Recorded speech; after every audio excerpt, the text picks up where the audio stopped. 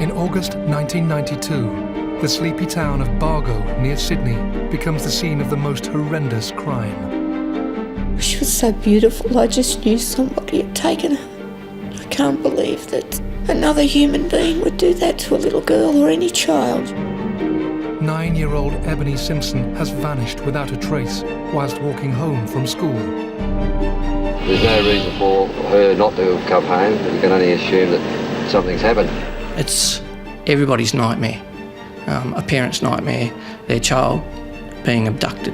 Ebony, if you're out there, darling, and if you can get home or give us a ring.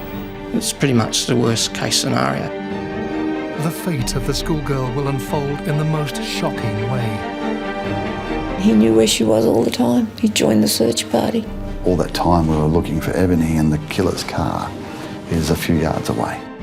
I hadn't heard something as callous as being on the search party to cover your tracks. It disgusts me 20 years later. The abduction of Ebony Simpson was so horrific, it rocks the foundations of a close-knit community and is a crime that shook Australia.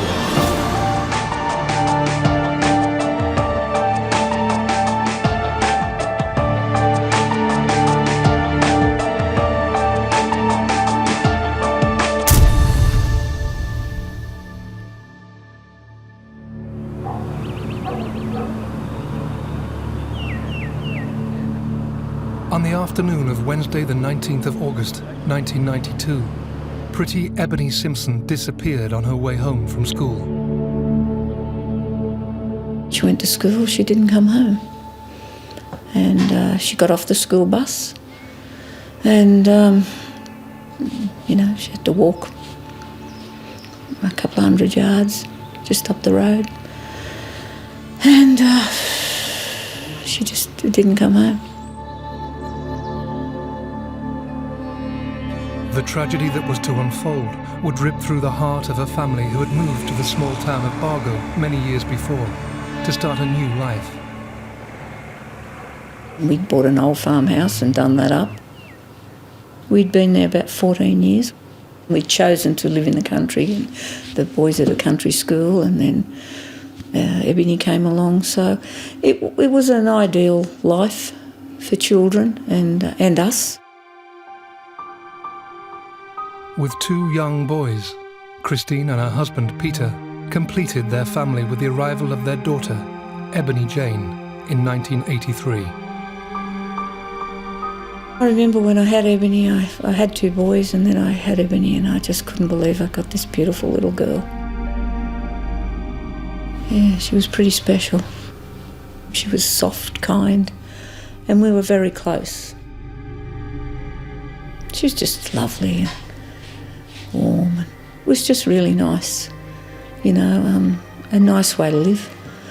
And we moved to the country so that the kids would have a better life, and then this happened to us. The Simpsons built their new life on their farm until everything changed in August 1992. Ebony had a talk at school with the police the day before about stranger danger. She came home and told me.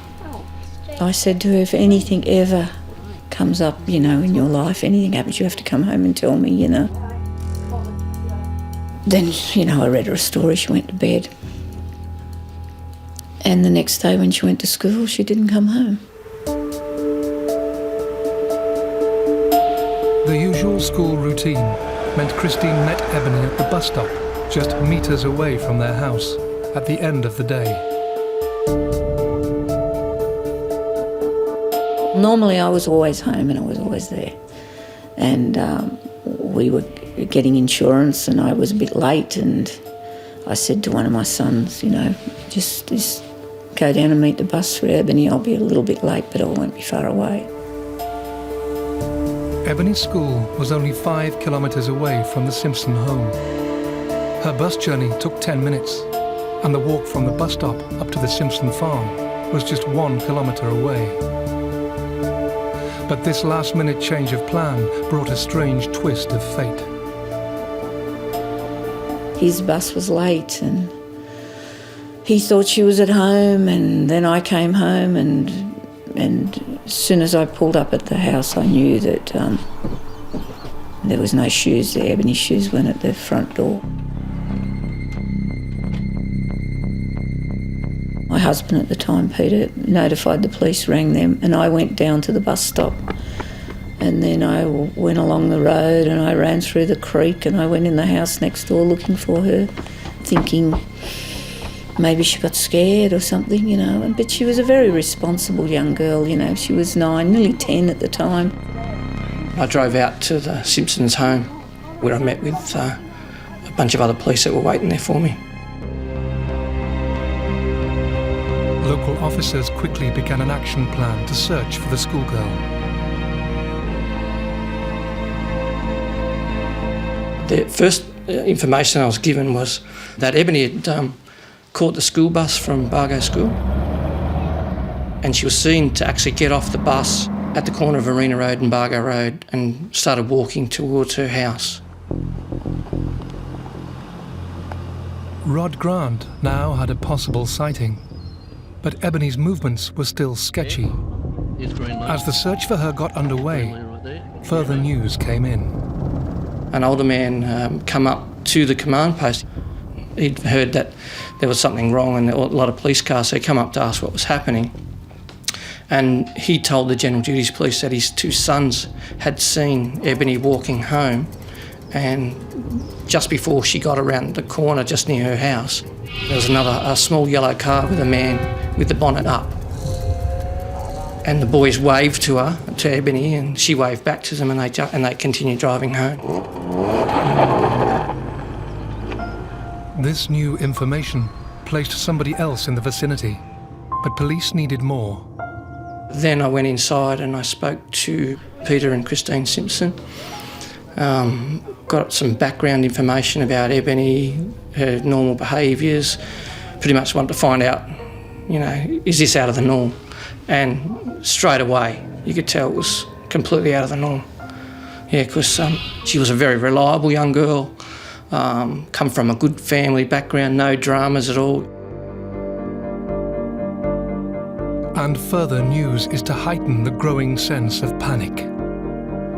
Once she got to that car, she didn't make it past that point because there's a couple more houses between her home and where this car was.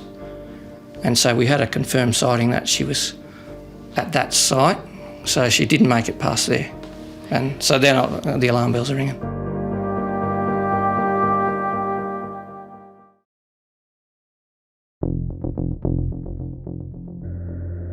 Nine-year-old Ebony Simpson has gone missing on her way home from school. A delay with her brother's bus meant that he didn't get back in time to meet her. Ebony's house is only a kilometre away from the bus stop, but in that short distance, she has vanished. And now, to add to the rising panic, neighbours report seeing her walking towards a stranger's car, but there has been no sign of her since. I don't know when you let a child get off a school bus. We'd lived there for 14 years. People said, oh, let her get off the bus. All kids should be allowed to do that and just walk around up the corner and home. It's a part of growing up, but, you know, obviously I'm wrong.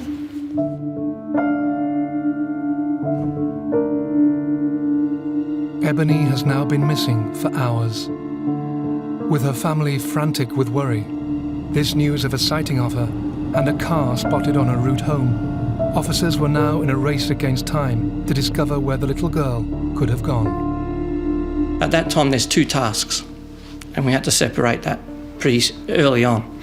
There's a search for Ebony, and there's also a criminal investigation, both taking place at the same time.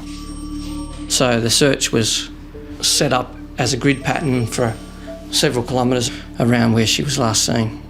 Homes and paddocks, dams, you know, bush. By now, darkness has fallen. News of Ebony's disappearance is spreading through the community and beyond. There's no reason for her not to have come home. We can only assume that something's happened. As officers ramp up their search, they call on members of the public to help their plight. can still remember what's going through my mind. The priority is just to find her and find her alive. The whole town was volunteering to come and help. Everybody who was anybody, pretty much, was out there looking, searching. So that had to be coordinated because you couldn't just have people running around everywhere. Police are looking for her, everybody's searching for her. I mean, helicopters were flying above, with sensor lights on them. As the minutes turn into agonising hours for the Simpsons, buildings and acres of bushland are scoured for any clues. I think you make anything up in your head that gets you through that time, but I don't think we slept. We just stood there waiting for some sort of answer. They said, she would have gone to someone else's place to play, but she wouldn't do that. She wasn't like that, you know what I mean?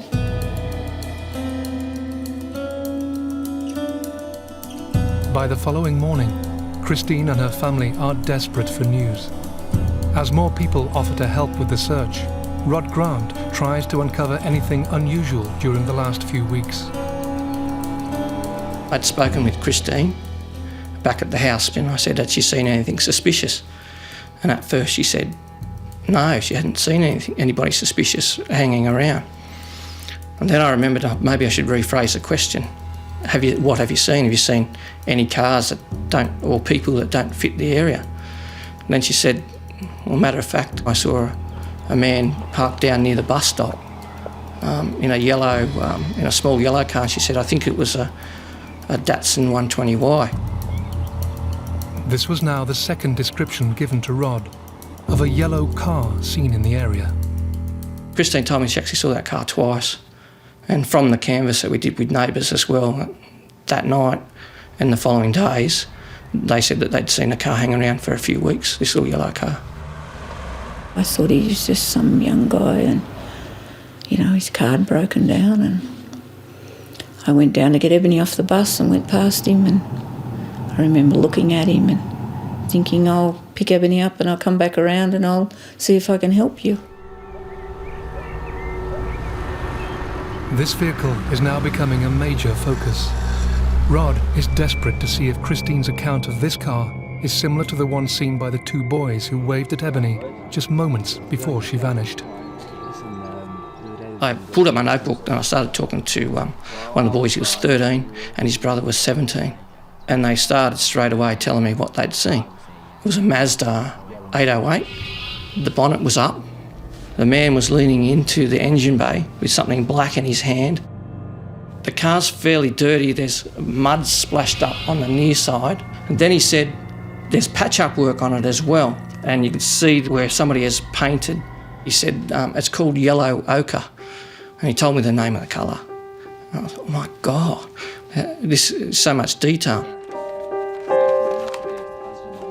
As a clearer picture is emerging on this vehicle last seen near Ebony, other officers work with her family as the search is scaled up. Detective Sergeant Cole Pateman and Detective Sergeant Steve Foster, they went out to the Simpson household and sat out there with the Simpsons, and they got pretty much a really, really detailed background about, what Ebony was wearing that day, what she had in her backpack, what she had for lunch, all those sorts of details, all the background of the family, is there any problems? The police command post, set up outside the Simpson home, has by now become a focal point for concerned residents, extra officers, and the country's media, all desperate to help. Everybody was given an area to search. In their groups was the police, SES, Rural Fire Service, and just volunteers from the community. So they all had areas that they had to go and search. There's a sense of urgency there, people running around and locals walking out to police, how can I get involved, how can I help? People arriving all the time, various specialist units arriving police-wise, a real big build-up right outside the family home. A couple of police that were coming from Campbelltown arrived late to the briefing, they missed the briefing. And a sergeant there, he told them, they said, well, what's the go, what are we looking for? And they said, well, they described Ebony, and we're also looking for a yellow Mazda 808. And one of the guys said to the sergeant, he said, like that car over there. And the sergeant turned and looked at the car, which was parked at the command post, just not even 50 metres away. He said, if that's a Mazda 808, that's the type of car we're looking for. So alarm bell started ringing again. Astonishingly, this similar car was just yards away. But crucially, the officers cannot jump to conclusions. As they hone in on the vehicle, Christine is asked to describe the man she has seen in the days before. Simpson. My role at this stage was to do what they call a photo fit or a Penry ID based on information that Christine Simpson could provide me with. As you can imagine, she was going through a large amount of emotions at that time, so I had to be very careful with what I did and what I said to Christine. But in the end, she provided me with a brilliant description and a fantastic photo fit that would progress the investigation considerably. What happens next is to be the biggest turning point in the hunt for Ebony so far. We couldn't do anything more with what we had, with what she'd provided me. I walked outside, and as I was walking up to the front gate of the property, my boss came down, and I just said, well, this is what Christine Simpson's given me, and he took a step back and he said, oh, that's the bloke we were just talking to. Wayne had put this picture together at the house. At the same time, the guys realised that we better watch this car and see who comes back to it. They're doing checks on who it belongs to. One of the policemen came back down to our farm and they said, I think the guy's out the front. And they said to me, we want you to come and have a look at the car. And I went up to the front, out the front of our farm, and I had a look at the car and I said, well, it's similar, but I don't know, it's just a yellow car, you know. But the one thing was that when I saw him 3 days before losing Ebony, he was looking into the motor of the car and it was stopped on the side of the road, and it was a Mazda 808 and the bonnet opened the other way. And I remembered that, and that's what that car was. The car has a striking resemblance to the yellow vehicle seen in the area, and the photo fit picture police have compiled from Christine's recollection now looks very similar to the description given by the boys Rod has interviewed. But officers know nothing more. Time is running out, and they have to act fast. He came back to the car, so they started asking him a couple of questions about the car, where his movements and all that sort of stuff. Then they called Wayne out to take some photos of the car, and he just put this picture together with Christine. Police waste no time questioning the man about his car.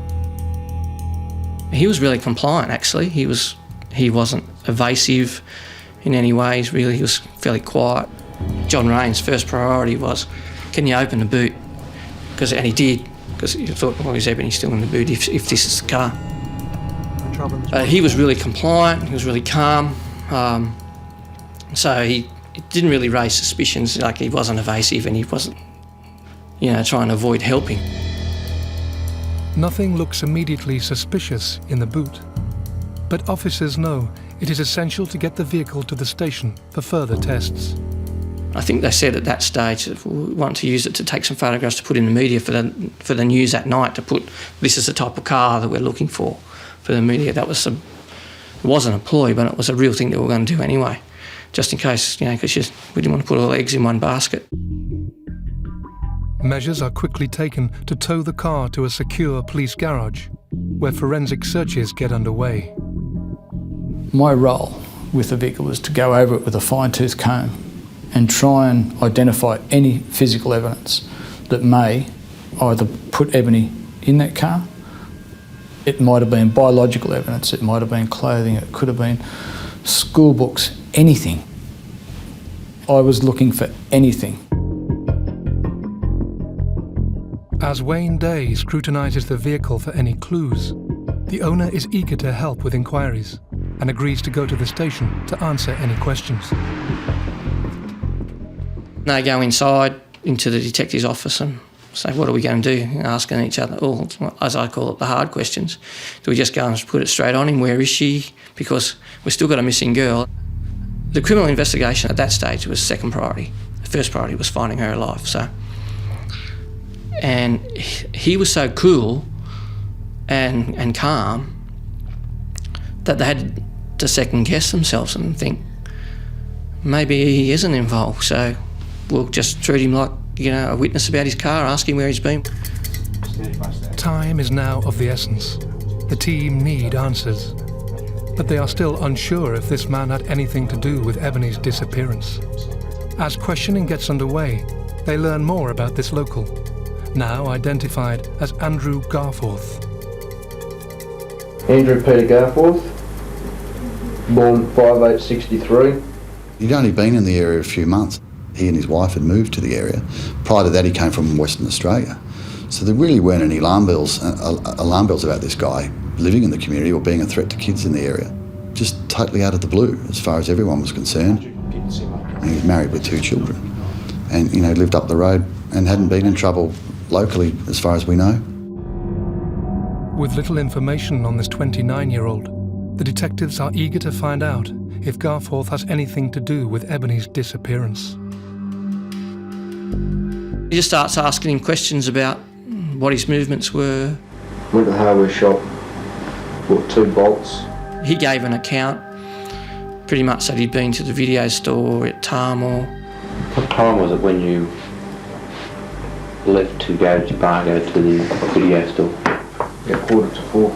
In his account, he avoided saying that he went along Bargo Road and Arena Road. I drove down Pheasant's Nest Road, turned left onto Nightingale. Because that would have been the most direct route that he would have taken if he was going into Bargo to return a video or to go to the shop.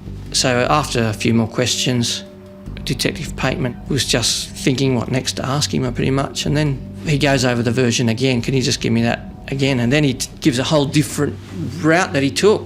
And left onto Arena, right onto Bargo. Arena Road is the last place Ebony was seen. Garforth's change in his account immediately raises their suspicion. I'm pretty sure he realised that his movements could be checked about the times because, one, we could have spoken to his wife what time he left, the people at the shop, the video shop. How long does it take you to drive from your home at Pheasant's Nest to the video store at Bargo? Roughly 10 minutes. Officers have only been questioning Garforth for 15 minutes. Nobody could have expected the next words he was to utter. And when the young girl was walking past the car, we grabbed her in the group.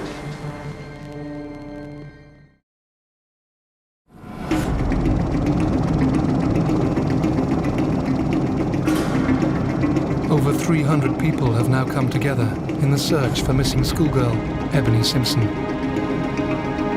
Well, there's nowhere else I can really look because I've searched all the houses around here, most of their properties and that. She'd only get into a car with someone she'd known. A yellow car on the police radar has been parked just yards away from the command post for most of the search. Officers waste no time in questioning the owner. Went to the hardware shop, bought 2 bolts. And could never have imagined what is to unfold. He starts with, I drove along Bargo Road, I turned onto Arena Road, I stopped to put oil in my car. I had the bonnet of the car up, I had the boot of the car open. I was putting oil in the car when the girl walked past. And when the young girl was walking past the car, we grabbed her in the boot. The detectives are led to believe Ebony never made it beyond the vehicle. I drove away. And where did you drive to? Down Arena. Now Garforth is calmly reaffirming their worst fears. And what did she say to you? She asked me if I was going to let her go, and I said I didn't know. With this horrifying admission, they are one step closer to uncovering her fate and are now desperate to discover her whereabouts. He drove Ebony to a bush track down not far away. He went to the back of his car, got some speaker wire, and he tied her hands behind her back and her feet behind her as well, and then tied her feet to her hands. And he just picked her up and threw her in the dam.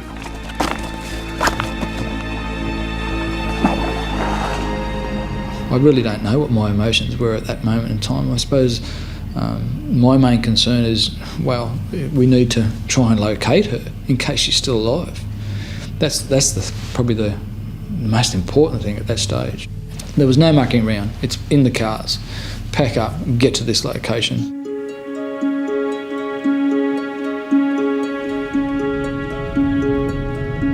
It is now 11 p.m. Ebony has been missing for over 30 hours. The alert goes out to get to the scene of the crime as quickly as possible. With Garforth willing to show officers the location, they rush to just 6 kilometres from Ebony's home, praying they will find her alive. We walked up to the dam, and it's something that sticks with me forever, and I get goosebumps talking about it, is walking up over the top of the lip of the dam and seeing the pink lunchbox floating on the water, and the water was like as still, no wind, no movement at all. It was just like glass.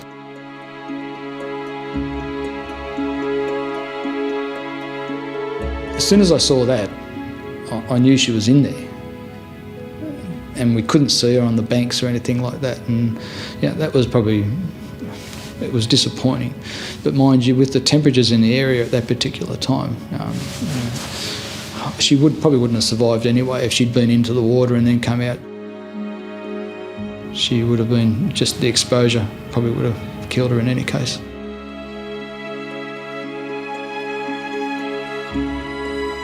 There was no chance that Ebony was still going to be alive because there was no sign of her when she was still in the water, so they could tell that she was thrown 8 to 10 metres in. There's no way she could make it, and the way she was tied, no way she could make it to the bank.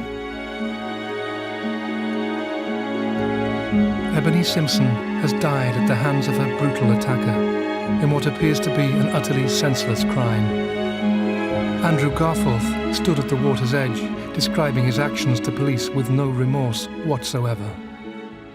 Whilst the police and rescue teams have the painful task of recovering Ebony's body, officers are sent to Christine and her family to deliver the heartbreaking news. I think it was about 2 o'clock in the morning the police came, and they'd sent 2 really young policemen up to tell us, and they weren't equipped, And I just remember falling onto the veranda saying, I've got to hold her, let me hold her, She might come back to life if I could hold her. They said, you can't do that.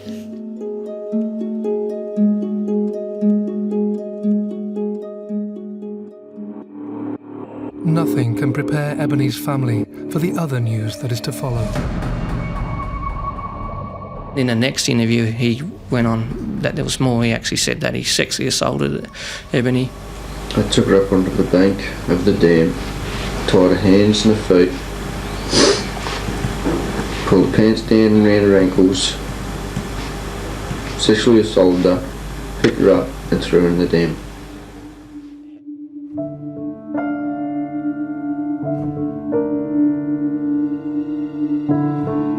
I couldn't clean my teeth. I couldn't get out of bed. If it wasn't for my 2 sisters coming and bringing food and feeding my other 2 children and telling me to get up and have a shower and do this, do that, I was a moron. I was a zombie. I just sat and stared. Nothing means anything anymore. All the things about life, that are so precious has just been ripped away from you. The sexual assault and murder of this defenceless little girl soon shook the whole country and provoked a fierce reaction. There was community outrage very quickly. From the moment the matter was scheduled for court, there was a large gathering of locals were out the front of the court, and everyone was wild, ropeable. Keep looking over your shoulder, buddy.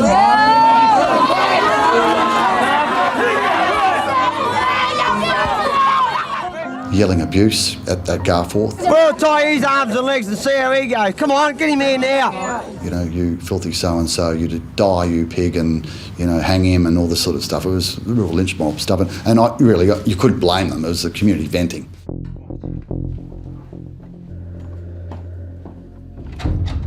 Police waste no time charging Garforth with murder. After this initial appearance, the trial is set, whilst further evidence is gathered, and Ebony laid to rest. The image that will stay with me for life, apart from the facts of the story, but the image that will stay with me for life is seeing that little coffin.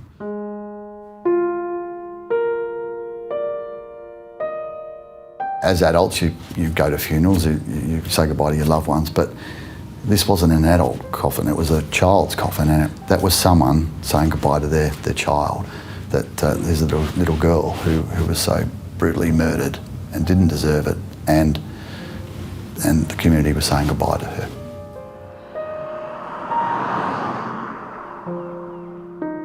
For the Simpsons, their fight is only just beginning. With a trial to face, they are to never imagine the further pain they will endure. This man's raped and murdered my daughter. He's a pedophile. The legal system will step in and everything. No, it doesn't. I believed he'd just get locked up for life, but it's not like that. When we were going to court Darlinghurst for the sentencing, they said he'd get 14 to 20 years. I said, not acceptable. I said, that's not acceptable. I said, you can bring back the death penalty, lock him up for the term of his natural life, or I'll get a hitman and blow him away.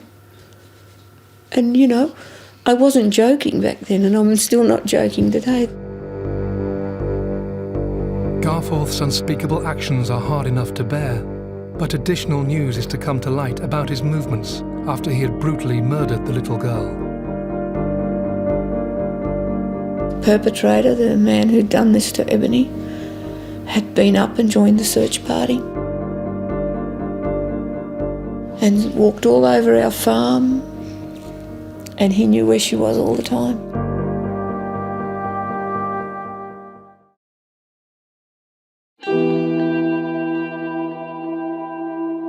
Nine-year-old Ebony Simpson has suffered the most tragic death at the hands of a local paedophile. Missing for over 30 hours, the murderer has calmly admitted to abducting and sexually assaulting the schoolgirl before callously throwing her into a nearby dam. The details of her fate are almost too much to bear, but as her family tries to process the news, they are to endure even further heartache. They filmed the briefing taking place, and I still remember the footage of Andrew Garforth standing smack bang in the middle of all the people. And there's, I don't know, probably 50 or 60 people standing there having their briefing about to move out to where they were going to search. He was just standing there, standing smack bang in the middle of it. He joined the search party. I mean, when I think of that today, it makes me nearly sick, you know. We were looking after the person who knew where she was and had already killed her. How callous can you be to murder a little girl like that and then pretend to search for her? Obviously, it's come out now, or suggested that his Garforth's wife convinced him to join the search party, do the right thing, do the community thing, and he's masqueraded as a searcher for his own victim. That's just unbelievably callous.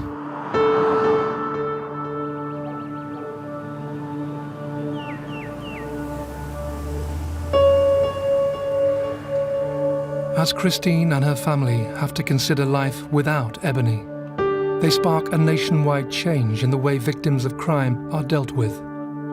We tried to get counselling, and nobody wanted to take us on because it's, I guess, you're too hard. How are you going to counsel a family like us? What are you going to tell us? You're going to tell us it's all right and we'll be okay, and if we just do this, that and the other, things will be fine. I got a phone call from Peter, Ebony's father, and he was really very angry, and he said words to the effect of, you know, everyone else is getting counselling here. We haven't had a phone call from a counsellor. They really wanted something which they deserved, some decent support, professional support, help with their two boys, help with each other. You got one person in that crazy system in there that just follows the book. You got one person who stepped outside the boundaries, and that was John Merrick, you know, and you don't get that very often.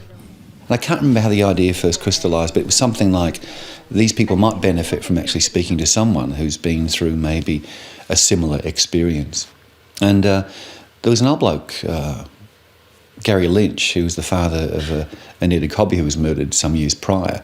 So he introduced us to Anita Cobby's parents, Gary and Peg Lynch, and John and 4 other social workers from Glebe, Coroner's Court, and we got together, and that's how the Homicide Victim Support Group was started.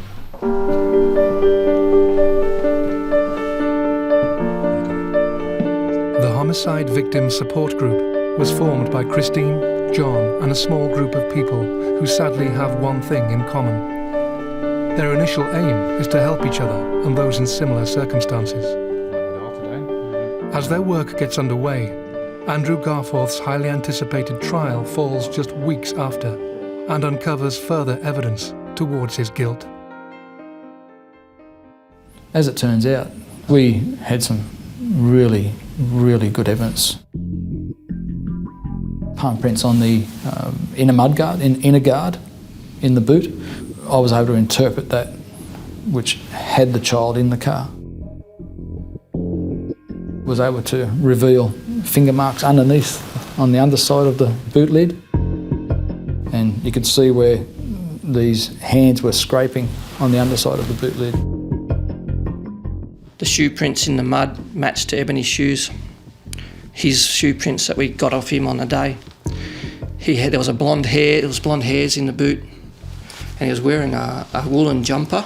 He had a grey woolen jumper. There was one of her hairs on that, or a couple actually, on that jumper. There was a strand of wool from his jumper on a branch at the dam. There was DNA evidence that we obtained from Ebony's body. All of this extra detail is hugely compelling and weighs heavily in favour of the prosecution. But Garforth himself makes no attempt to plead his innocence.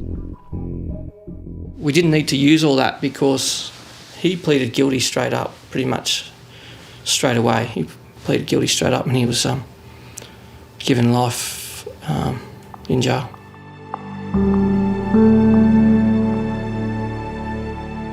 "11 months after her murder, Ebony Simpson's killer is handed a sentence that will see him die in jail.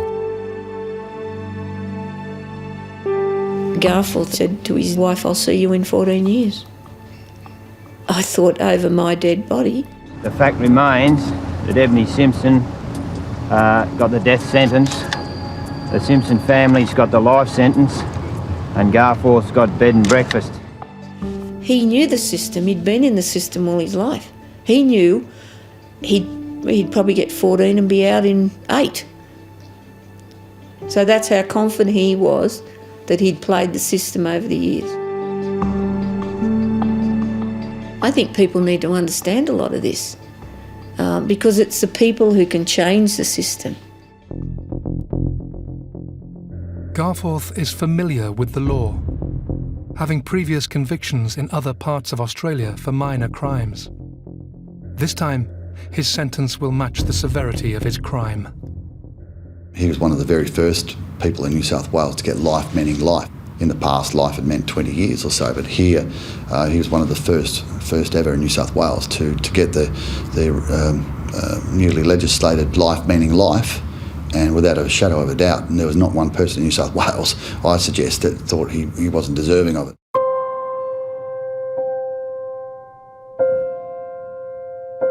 Garforth will spend the rest of his days behind bars for snatching Ebony from a roadside and killing her in cold blood. I think they think when you go to court and come out and then you just get on with your life. Well, it's not like that, you know? There seems to be a lot of rehabilitation for the perpetrators of crime, but there's no rehabilitation for the victims. In response to her experience, Christine channels her energy into making major changes for victims of crime with the support group. Well, I think I took all my anger and turned it into something positive and set up Ebony House, first recovery centre in the world for homicide victims. So I burnt up all my angry energy into positive, you know, and I didn't know what else to do with it. Made a lot of changes and very powerful back then.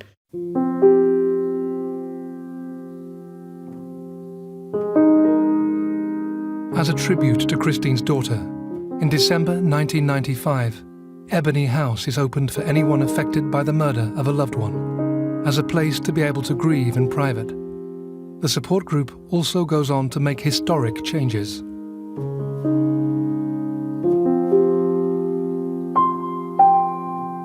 Police are being taught now at the academy by the homicide victim support group and other folk how to best respond to families, what to say, what not to do, you know, correct procedures. Now that was a real change. Police are very involved and intertwined from the outset with the families and providing them information, updates, details as well, without compromising the investigation as well, without giving stuff away. We've had sentencing submissions and victims' impact statements have made a huge difference as well for families because they feel as though they can be listened to and explain in very personal terms what the murder has meant to them. I don't think you can make great changes if you haven't felt the pain. It's the pain that drives you. You can feel empathy and try to understand, but you can't feel that power of that wanting change unless it's happened to you.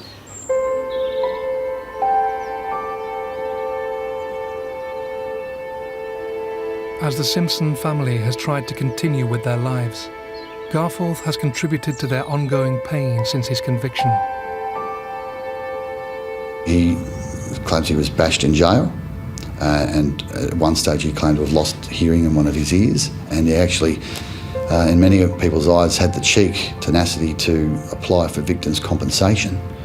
Initially he was successful in one of those claims. I think fortunately it was reviewed and overturned, and then the money was offered to charity.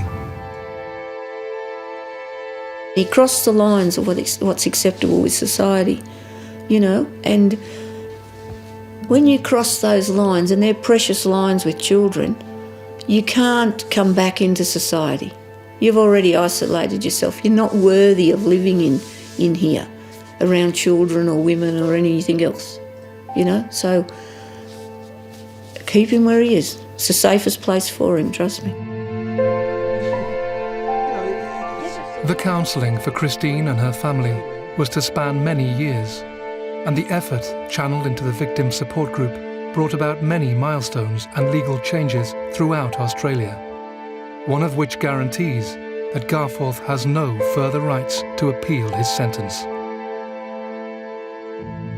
We changed a lot of things and that was good.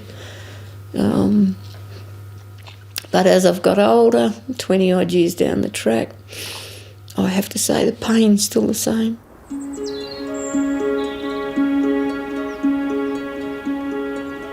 I'm happy with what's been done, but I've learned to put it somewhere, and I have built a nice life. Doesn't matter what you do in your life, and I've put my life back together, I think, pretty well. But there's a part of my heart that's broken, and I can't fix it. You know? And it doesn't matter how many years go by, how much I talk about it, I can't fix it.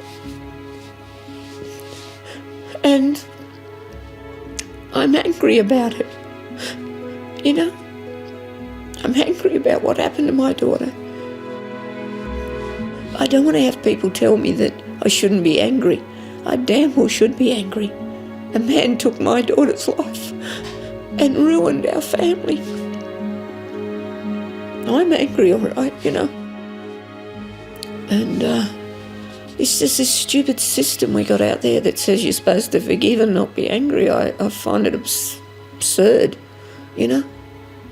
I mean, if I wasn't angry and upset, I wouldn't be a mother, would I? Put Ebony behind you and move on with your life. No, I'll take her with me and move on with my life. I have no forgiveness whatsoever for what that man did to her. And you can move on. You don't have to forgive to move on. I can see Ebony as plain as anything. She's still 9. I can see her hair. I can see everything about her. I can hear her voice. And no, I can't forgive a person who took that away from our family.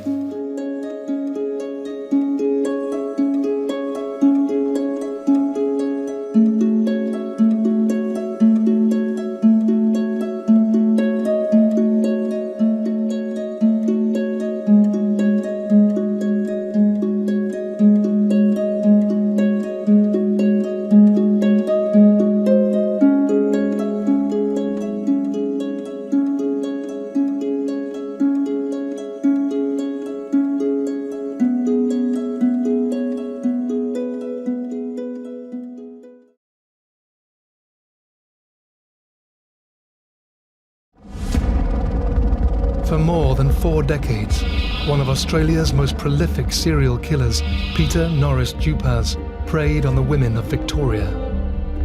He's driven by dark demons and compulsions we can't even imagine. This guy is pure evil. His eyes, his demeanour, the way he planned it all. By 2010, 3 innocent women lay dead at his hands in the most macabre killings the country had ever seen. She had been stabbed multiple times. She was semi-naked. Developing sadistic rituals that would stun the nation. It's the first murder I'd attended and was something I hadn't seen before, there being post-mortem mutilations. But for years he would evade the necessary justice for his crimes. You can rot in hell, that's all I want to say. Only to be finally brought down in one of Australia's most sensational trials, involving a jailhouse confession and $1 million reward, making this a crime that shook Australia.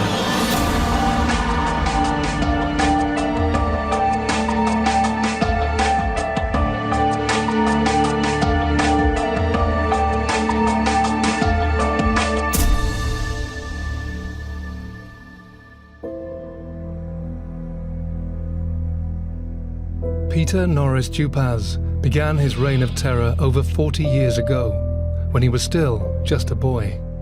Dupaz first came to police attention as a 15-year-old, where he attacked his neighbour. Attempting to stab his victim with a kitchen knife, this terrifying method would become a chilling part of his sexual attacks for many years to come, culminating in 3 innocent women meeting a horrific fate. You are a psychopath driven by the hatred of women. When 28-year-old Nikki Patterson failed to meet her friend one evening, nobody could have predicted the horror that was to unfold. The original job had been called in as a suicide by a girlfriend of Nikki Patterson that turned up to go out for dinner with Nikki. So it had been called in as a suicide, but when the van crew attended and also the local detectives, it became very evident to them that it wasn't a suicide and that Nikki had been murdered and also mutilated. Police sealed off Harper Street just after 7 o'clock last night when a friend of Nicole Amanda Patterson found her body slumped inside the Northcote house.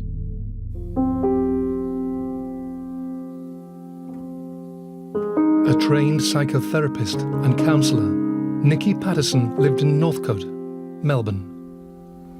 There's a lot of aspects of Nikki. I guess firstly she was a rogue.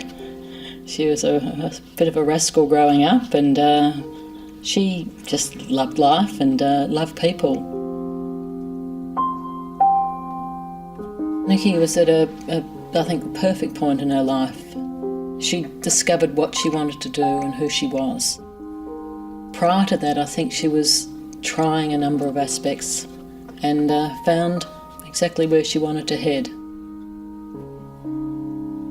Nikki was keen to choose a career that involved helping other people. She then joined Ardoc Youth Foundation, which was making sure that underprivileged children received an education. And part of that was housing and, if necessary, and clothing and food. She wanted to utilise her psychotherapy qualification and start helping people with counselling. So she cut down to a 7-day fortnight.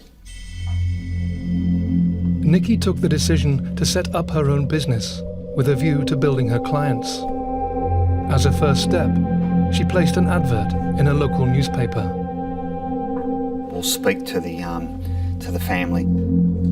We started to get the picture together, in fact, that she had just started a career as a psychotherapist, and that would appear to be the first day.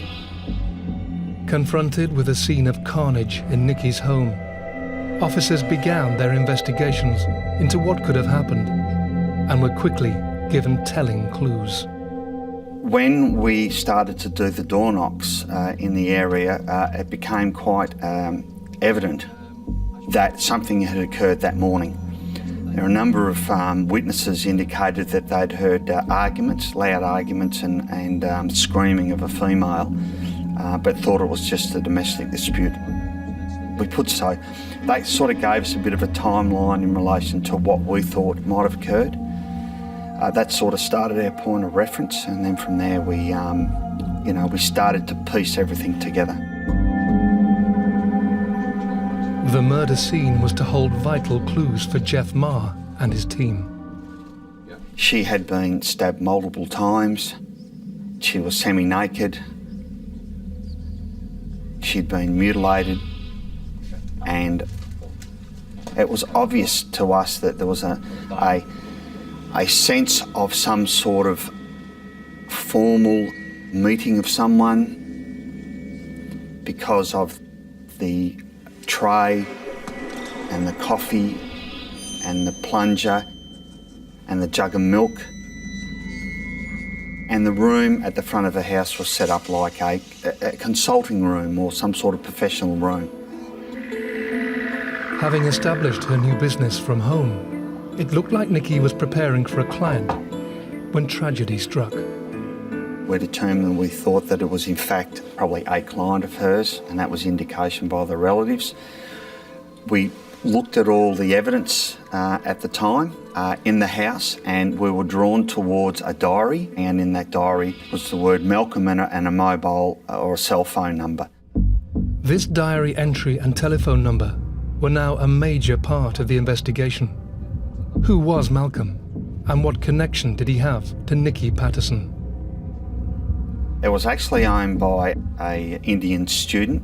He was alibied, and in fact he couldn't give us and help us anymore. So we made some inquiries in relation to the phone numbers that had been ringing Nikki Patterson's house, and we were able to show that in fact another phone number had rung the house, and that phone number was of Peter Dupaz.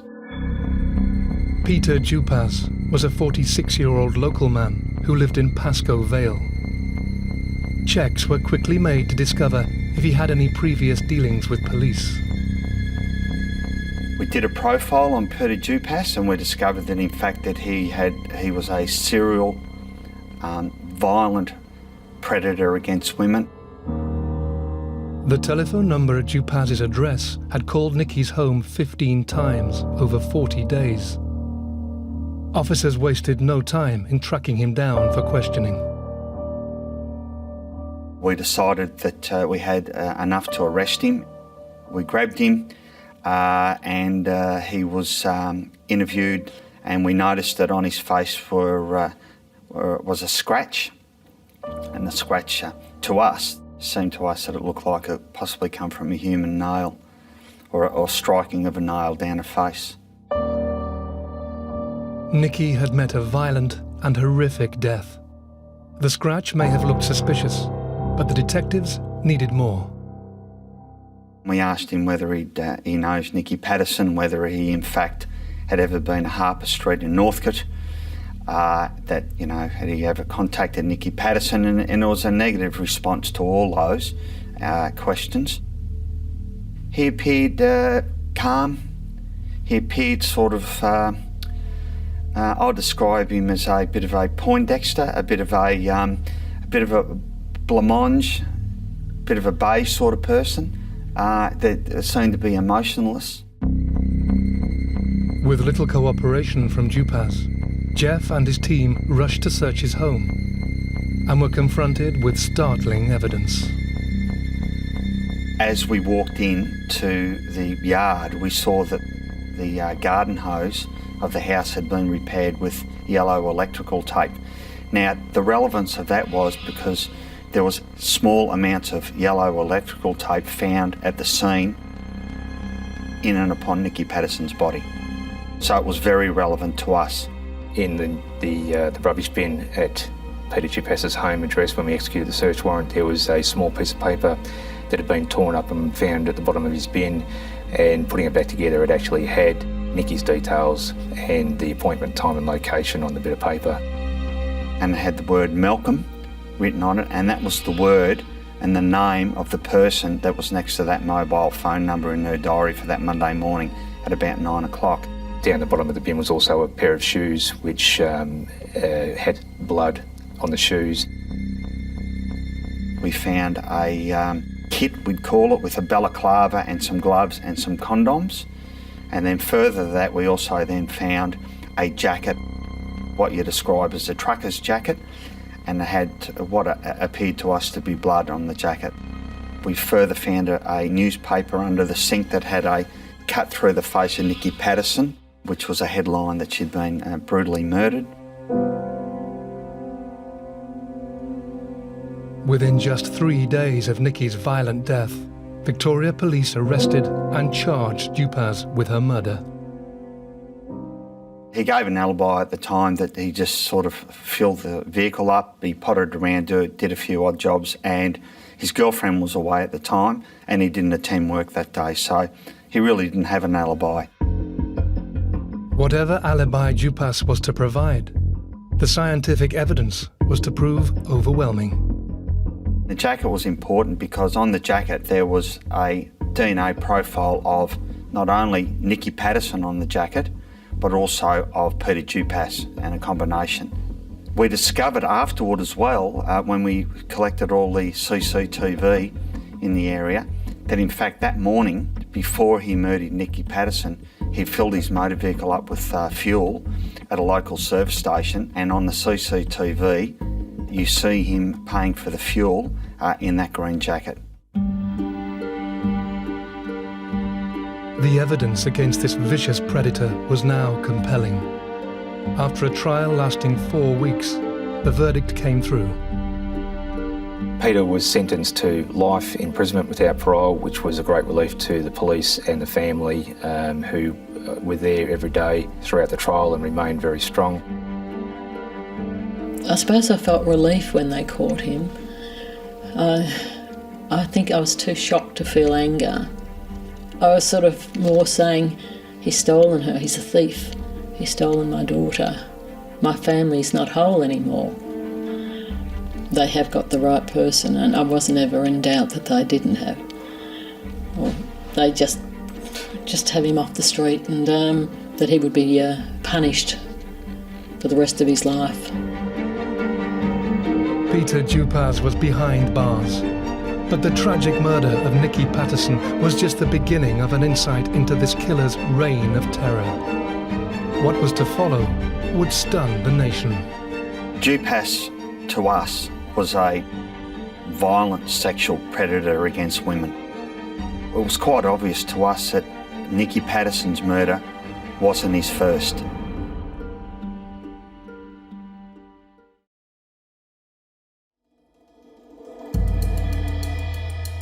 Nikki Patterson has met a brutal and violent death in her home at the hands of sadistic murderer Peter Norris Dupaz. Having been stabbed 27 times, the killer removed her breasts in an act of utter barbarity. In being handed a life sentence, the nation was to learn the chilling history of this remorseless murderer. When we started to probe round in relation to who he was, there was a substantial police file on him. This police file dated right the way back to the early 1970s, almost 30 years before Nikki's death. I was at Nunawading CIB and we got a call to attend a place in Mitcham where there was a complaint of a woman who'd been raped. She was at home when I knocked at the door and she answered to see this person who said his car had broken down and perhaps if he could have the lend of a screwdriver that he might be able to fix it. She went off to get the screwdriver and he came in and grabbed her around the neck. Just days later, the attacker struck again, nearby. This particular one, he'd gone to the front door and used exactly the same scenario. That my car's broken down, the bonnet was up again, could I have a screwdriver? The woman there was perhaps a little bit more suspicious. She said to him, well, my husband's coming home shortly, perhaps if you wait he can help you fix the car. And with that, of course, he said, oh, don't worry about it, it'll be right, sort of thing. And he left immediately, over to his car, closed the bonnet, drove off. She got the car number. With a pattern emerging, a description of a man and a car to go off, Ian Armstrong closed in on a suspect, 21-year-old Peter Dupaz. He had his hands clenched together and he'd sort of be looking down as though trembling, and I thought this guy's going to crack, you know. He looked as though he was just about on the verge of saying, okay, you got me, sort of thing. And then he'd just sort of look up and, no, I don't know what you're saying. Not me, I wasn't there. It was as though his whole persona changed, and which was quite strange. I'd never come across a person like this. I thought to myself, this guy's different. He's very much different to anybody I'd encountered. Despite Dupaz's denial, his victim successfully identified him in a lineup. A turning point that would see Dupaz put behind bars for the first time. He ended up being convicted of the offence and being sentenced to 9 years imprisonment. I said that the cold calculating way he went about it, the eyes, everything, it all rolled into one to me saying this guy is evil and in my opinion has the ability, especially where females are concerned, to go all the way and to kill. A chilling warning from a detective decades before that was to sadly come true. A young Peter Dupaz first went to prison in 1974, 25 years before the murder of Nikki Patterson. On his release, he committed 4 attacks on separate women over 10 days in 1979, 3 further assaults in 1980, another rape just 4 days after release in 1985, and the false imprisonment of a woman in 1994. What we're able to establish by looking into his criminal history is he was a man who was a repeat offender, showed no remorse, and I suspect couldn't even help himself. Shockingly, despite a lifetime behind bars for killing Nikki Patterson, Australia would be plagued by Dupaz's heinous crimes for years to come, as more information started to come to light. We started to investigate previous murders that maybe he fitted the bill with, and that's why a task force was formed. Paul Scarlett went to the task force and they investigated the murder of Margaret Maher. Margaret Maher had been murdered in 1997 and her case remained unsolved. Homicide detectives are investigating the discovery of a woman's body in Somerton. Margaret lived in the Campbellfield area and was well known for plying her trade as a prostitute. She was described as a fairly harmless woman who was only working enough for the purpose of being able to supply a drug addiction. She was well liked in the area, being that she was just a softly spoken, very quiet lady, and would often be seen at the shopping centre just walking around the shops, selecting items off the shelf and then putting them back. I think that was Margaret's way of just some degree of normalcy in her life, and then from there she would go out and continue to work. 40-year-old Margaret Maher's life took a turn for the worse as she entered her adult years. Margaret came from a very successful family, a very close-knit family. Margaret was certainly a character as a teenager, and in her later years started to run into a little bit of bad luck, mainly because of the people she was associating with at the time. Margaret worked the streets to feed her drug addiction, and in 1997, tragedy struck. Margaret's body was located in Somerton at about 6:30 in the morning by a man and his wife who were collecting cans to raise funds for a charity, I believe. And he saw the pile of computer components and boxes lying in that area and lifted one of them and found Margaret's body underneath. Margaret had been choked to death, mutilated, and had one of her breasts removed. But despite many police hours, the investigation into her horrific murder ran cold. There was no new information coming forward, and the difficulty was because of Margaret's past behaviour and her lifestyle. She was a prostitute, she was a drug user, her health was not good, she had some issues health-wise. So the investigators initially couldn't take it anywhere, and the investigation was filed. But more than 7 years on from her murder, officers would uncover a terrifying link to Nikki Patterson that would blow the case wide open again.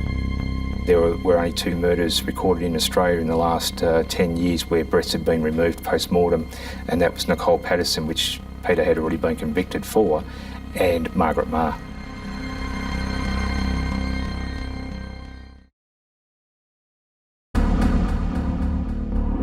The brutal murder of Margaret Maher in October 1997 devastated her family and puzzled the police.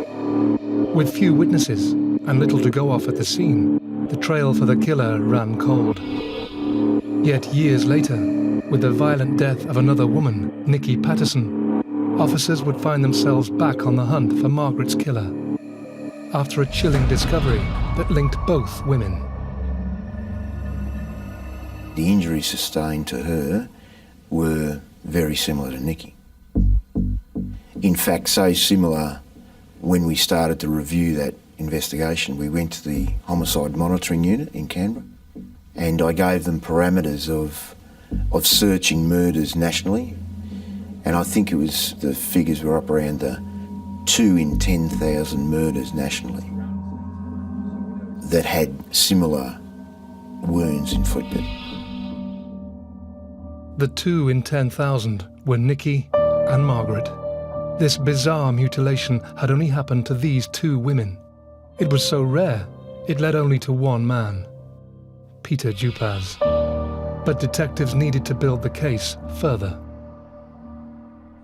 When Margaret's body was located, there were a number of boxes and computer components that were tipped on top of the body.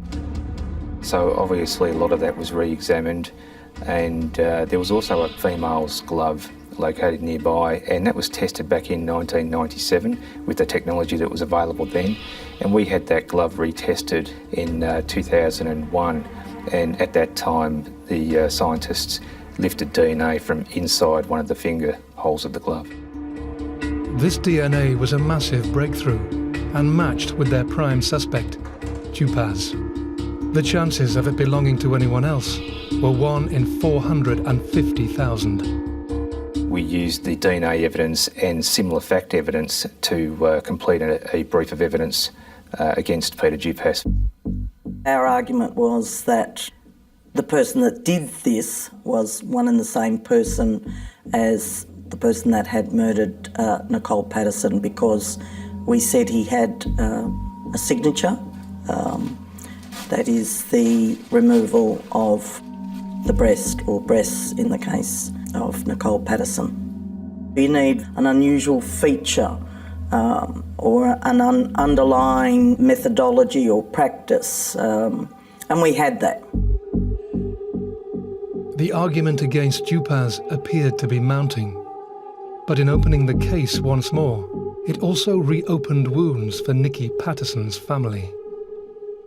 We had to suspend Margaret's trial and effectively reopen Nicole's murder trial and prove that murder to this jury. It was extremely hard, the Margaret Maher trial. During the trial for Nikki, I was in too much shock, and I sat out on a lot of the parts that were going to be too hard. But this time I sat there and made most of it. There was one instance where they showed video of Nikki in her lounge room, and when they panned around onto her face and her eyes were open, I just walked straight out. You know, it was pretty horrific. The eventual trial for the murder of Margaret Maher was heard 7 years after her death. Despite the evidence against him, Dupaz still mounted a defence. The defence mentioned that breast mutilation or genital mutilation was a common event during the Vietnam War and with Jack the Ripper. So the defence was that it was not an unusual event and shouldn't be considered as a unique set of circumstances here in Australia.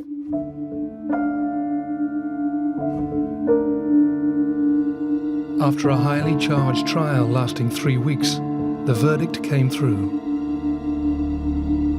Peter Dupaz was again sentenced to life imprisonment without parole for the murder of Margaret Maher. We felt relieved for the family. Dupaz was now known as one of Australia's most barbaric killers. His depravity held no bounds, taking one of Nikki's body parts after his chilling attack and leaving Margaret with her breast forced into her mouth. With his crimes recorded from the age of just 15, his macabre attacks had escalated over the years, culminating in 2 horrific murders. With such a history, could there be more victims? Well, it was All Saints Day, and Msina had gone out in her boyfriend's car to the cemetery to tend to her grandmother's grave. Msina Halvaris was a 25-year-old bank worker who lived in Mentone with her parents. Msina was a lovely young girl who lived a very, I'd say, modest life, very respectful young girl. On the afternoon of Saturday, the 1st of November, Msina took the decision to go to Faulkner Cemetery, a vast graveyard in the suburbs of Melbourne. Having bought flowers nearby, she made her way to the Greek Orthodox section. A slightly built, fragile woman tending her grandmother's grave and, doing the right thing, doing the family responsibility and doing the right and the moral thing.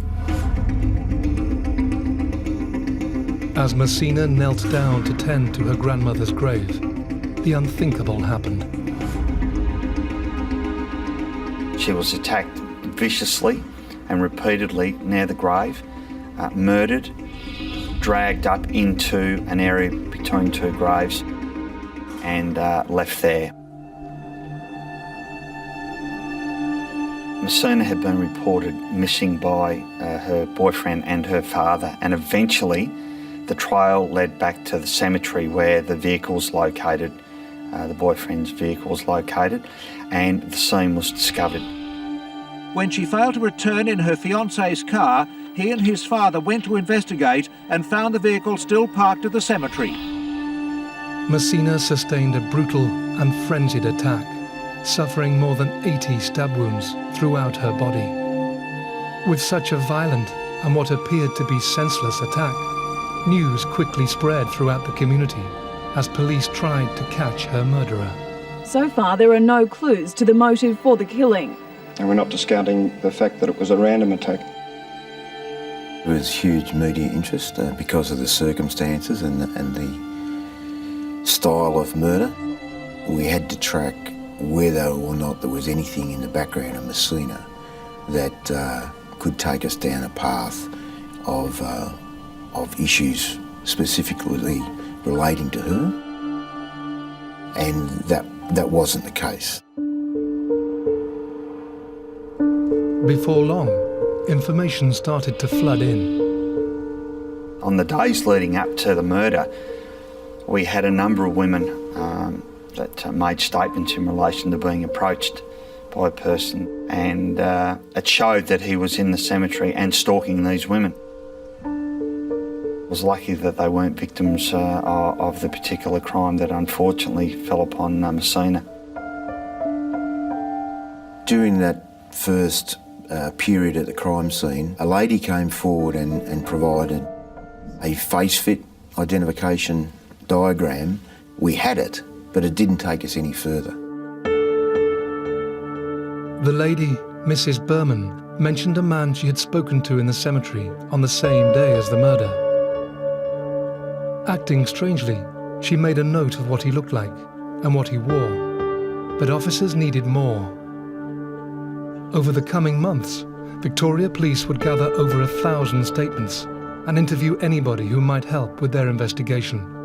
But this was all to be to no avail. Our investigations kept going on that, but we weren't having any breakthrough.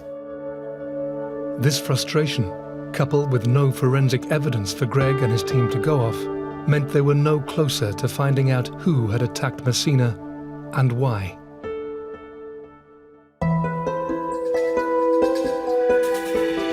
Seven years on from Msina's murder, Paul Scarlett and his colleagues had just put the killer of Margaret Maher behind bars. We then commenced looking into Msina's case, try and open up other avenues of inquiry which hadn't yet been explored or properly developed. There were hundreds of information reports created by people trying to assist police. Many exhibits were taken from the Faulkner Cemetery: cigarette butts, tyre impressions, prints, samples, witnesses being spoken to, recanvassed, door knocks conducted, media releases. The hunt for Msina's killer was once again a major focus for Victoria Police, with the government even stepping in with one of the highest rewards ever offered in the country. In February 2005, the Victorian government released a $1 million reward for any information leading to the capture and conviction of the person or persons responsible for the murder. This massive financial commitment was pushed with the determination of Msina's family, especially her father, George. Originally there was a $50,000 reward offered in the case of her murder, but George turned himself into a one-man lobby group, and he went to the government and he got 100,000 and finally, ultimately, $1 million. With the case now firmly back in the public conscience, the investigation was to take a surprising turn. There was a turning point when the reward money was released as a result of a couple of witnesses coming forward. That and also making contact with a man called Andrew Fraser. Andrew Fraser was the underworld's lawyer of choice for many years. He was a hard man for hard jobs. Andrew Fraser, who was a disgraced lawyer at the time, doing time for drug trafficking, and he had in fact done time with and being in prison with Peter Dupaz. Andrew Fraser was on my list of people to contact, and I left him till last because I really didn't think I'd get any joy. But to my surprise, when I did contact him, he said, "You better come and see me."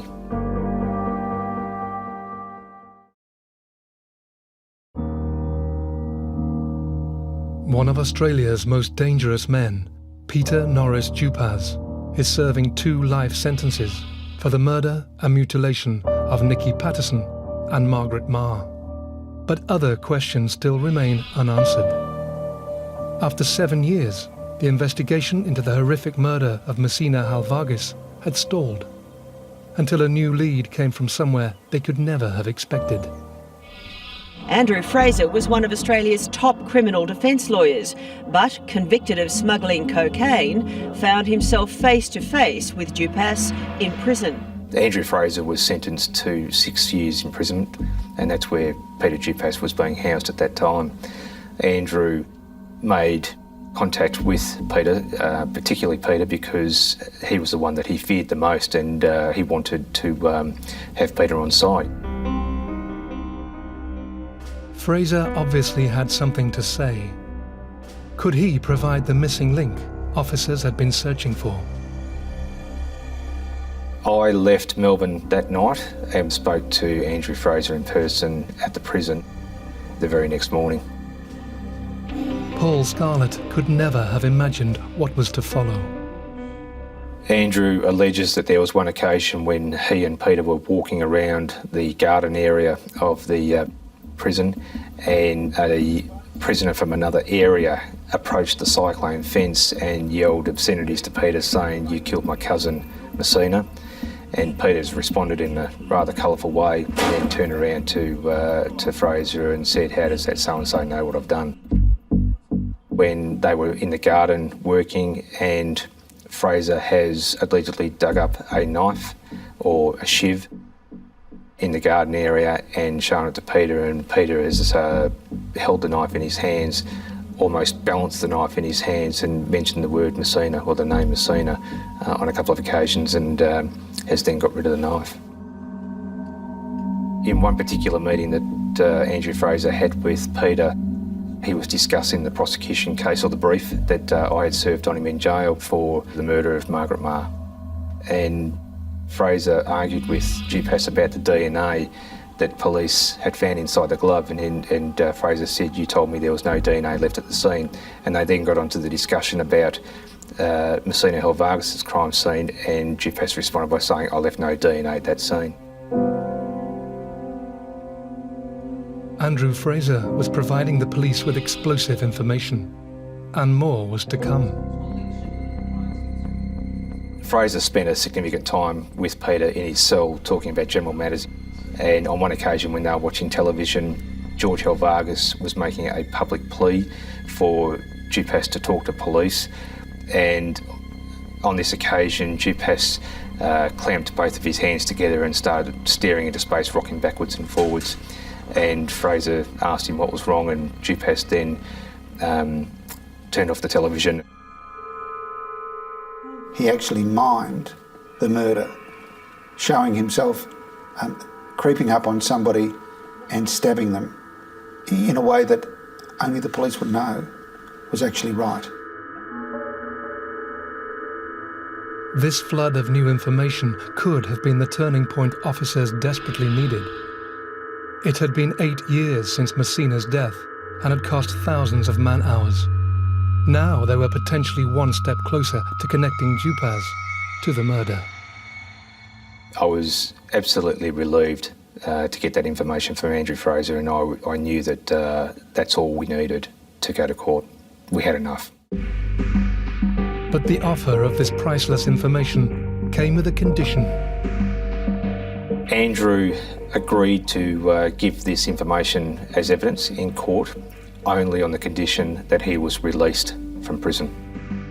I did what's called a petition of mercy to the state government to try and get Andrew Fraser out of prison so that I could commence the trial for Msina Halvaris. It took Scarlett over a year to get Fraser out of prison. But once he was a free man, it was time to go to court. Andrew Fraser was released from prison at about 5:30 one particular morning, and by 10 o'clock that morning I was charging Dupaz with murder. Can you tell me please your full name and address? Peter Norris, Dupaz, Bowen Prison. Peter was surprised to see me, but just made a no comment interview and wouldn't cooperate. I put it to you that Msina was stabbed to death whilst tending to the Faulkner Cemetery in Melbourne. Do you know the incident that I'm talking about? Okay. Paul and I spoke to George Halvaris and the family about it, that we were in fact charging Dupaz with the murder. It was a pretty good day for the Halvaris family and a pretty good day for us.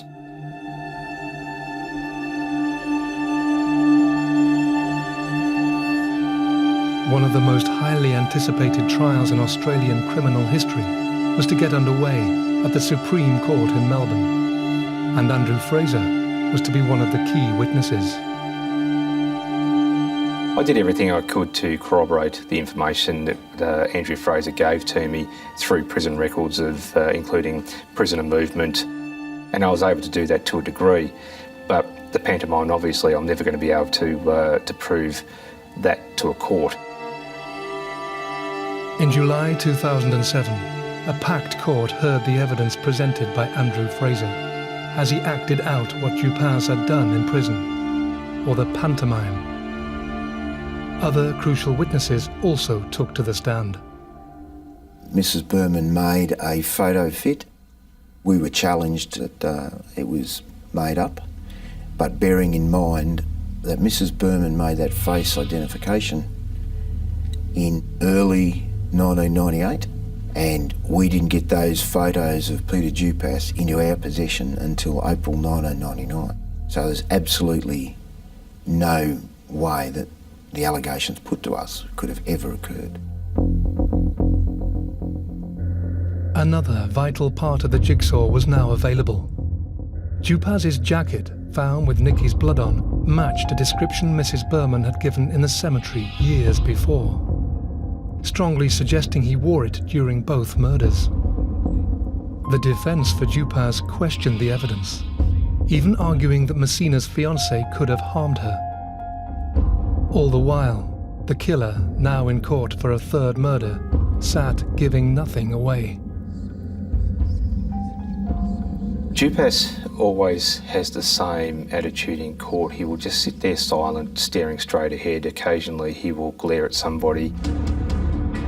After a tense 22-day trial, the verdict was announced. He was convicted. He received life no minimum for the murder of Msina. It was just a great sense of relief for the Halvaris family and the Patterson family that were there every day with the Halvarises. Just a great sense of relief. I think just being there and for them knowing that I understand how they feel. Well, I don't think I ever will understand, because I had 3 days of not knowing. They had 10 years before it went to trial. Dupaz had finally been handed the justice he had long deserved, but this victory was to be short-lived. Dupaz appealed the conviction on the basis of reliability and credibility of witnesses that had identified Dupaz from the front pages of the local newspapers, and also the defence raised the issue that they didn't believe Dupaz could ever get a fair trial because of the media notoriety of his crimes and his history, criminal history. To many people's disbelief, the appeal was upheld. This devastating blow meant the guilty verdict for Msina's murder was quashed. Just devastated, that's all. A decision that shocked the nation. A retrial was ordered, meaning police, family and witnesses had to endure the legal process once more.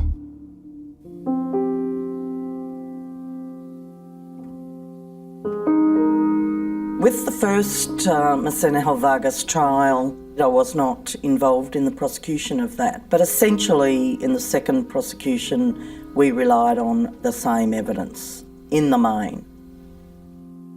The witnesses once again took to the stand, along with Andrew Fraser, who recounted what Dupaz had done in prison. He's jumped up and gone like that, pointing at the wall, and I'm sitting here, so he's turned around, and then he indicated himself, and then he started the flailing motion as if stabbing somebody. The retrial lasted 26 days. He was convicted again, and he appealed. That appeal was knocked back. Dupaz will now spend the rest of his days in jail where he belongs. family were very much looking forward to spending their Christmas together for the first time since Msina's tragic death, with this issue now behind them. Andrew Fraser has now received some of the $1 million reward. Quite frankly, he deserves it because the Director of Public Prosecution said that without him, there would have been no trial and therefore no conviction. The infamous reign of terror by Peter Norris Dupaz has spanned 4 decades, cost thousands of police hours and much heartache for victims and their families. He will spend the rest of his life behind bars. The judge said the question remained of how did Dupaz come to be how he is. His actions were not explained by mental illness, drugs, childhood or other trauma, but driven by a deep-seated hatred of women. But despite some closure for Nikki, Margaret and Msina's families, it isn't the end. We believe he's suspect in a number of other murders going back to the early 80s. Helen McMahon at the Rye Back Beach in the 80s was murdered, and we believe he's a person of interest in that.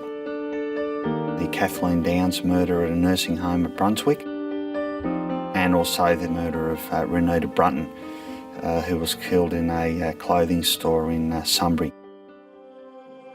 Peter Dupaz is the criminal who won't go away. I've seen a lot of homicides and charged a lot of offenders, but can I tell you that Dupaz is a very, very evil person. I'm no expert on the conscience of Peter Dupaz, but I suspect he hasn't got one. Will he ever confess? I suspect not. You can't even get any sense of what's going on in his head. The corners of evil in his mind are just beyond comprehension. He's driven by things he doesn't even understand. So he's in jail to punish him? Not really. It won't stop him. It's to protect us.